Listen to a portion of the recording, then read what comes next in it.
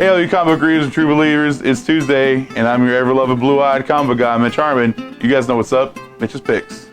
From Marvel Comics, War of the Realms, Giant Man, #1, written by Leah Williams, art done by Marco Castiello.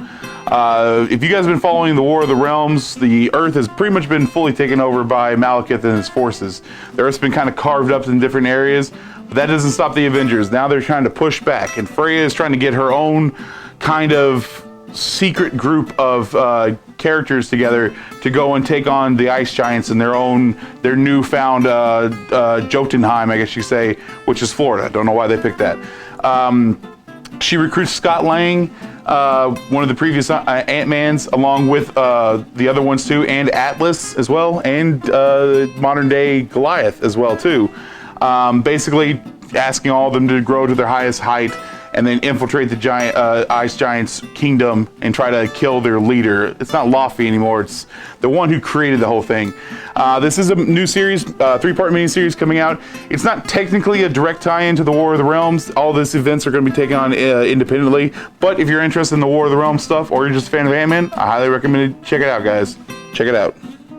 From Marvel Comics, Star Wars, Age of Rebellion, Lando Calrissian, #1, written by Greg Pak, art done by Matteo Buffagini. Just keeping in line with all the other Age of Rebellion, Age of Resistance, Age of Republic. This is a one-shot circling around Lando Calrissian, the most suavest of all smugglers that are out there. This takes place, I believe, after the Solo movie, well after the Solo movie, because he's already working in Bespin, but before Empire Strikes Back.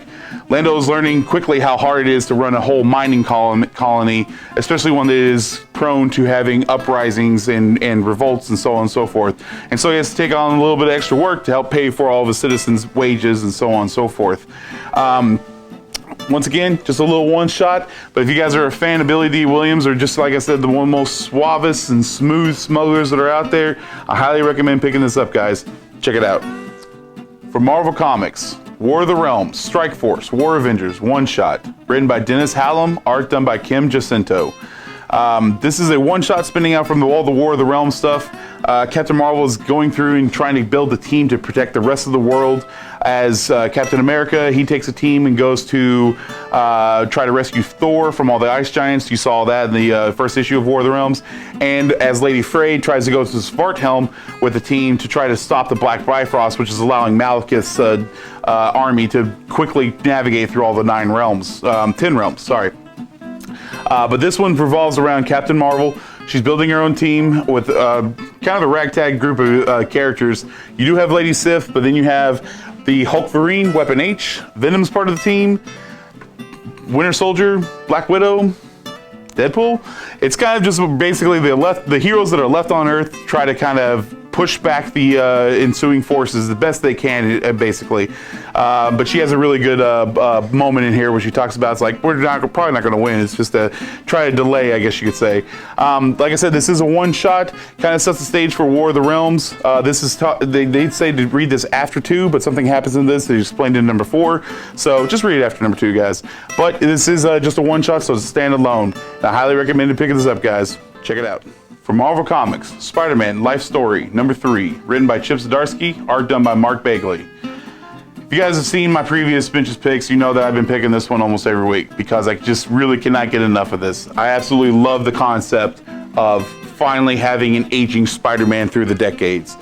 This was no different. Taking place in the 80s, Mary Jane is pregnant, but Peter Parker is nowhere to be found. Cut to him trapped on Battleworld, which, if you guys know all about that, the Secret Wars and whatnot, that's where he first gets his black suit's costume, and he thinks it's just alien tech. Come to find out later on that it is a symbiote. The story is pretty much the same as far as like the actual continuity of Spider-Man. Slight things are twisted and tweaked a little bit, and May's in her 90s, and she's starting to go a little senile. Reed Richards, one of the main characters in the Secret War stuff, he's becoming very old, and things have kind of started happening to him with him and his family as well. You kind of got to see a little bit of Reed in the last issue, number 2. But this story revolves mainly around Kraven's Last Hunt, where basically Kraven comes after Spider-Man and tries to kill him and is his greatest hunt of all time, I guess you could say.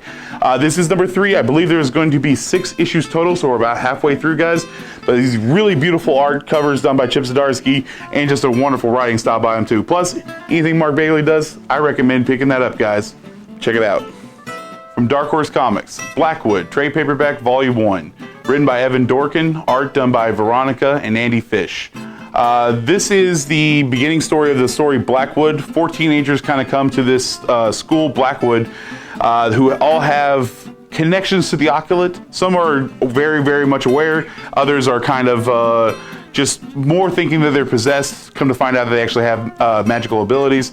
And they're just trying to get through this whole school situation. Some are there reluctantly, but along their way, they kind of encounter a possessed dean who is, I guess, unintentionally let in all these monsters and ghouls and whatnot into the school, and it's kind of up to the kids to try to decipher who's a ghoul and who's not, and also work their way through, hopefully eventually graduating the school. This is a little bit like Harry Potter meets Umbrella Academy. It's not a very good explanation either, but still, it's a one-of-a-kind story. Evan Dorkin, he does the Beast of Burden stuff, and Veronica and Andy Fish, wonderful artists, great tag team duo on this book, and can't go wrong with that cover too. It's beautiful, guys. It is first volume. They may do a second volume, but right now it's only the 4 issues, so check it out, guys. That's all my picks for this week, everyone. Keep reading your comics, true believers. See you guys next week.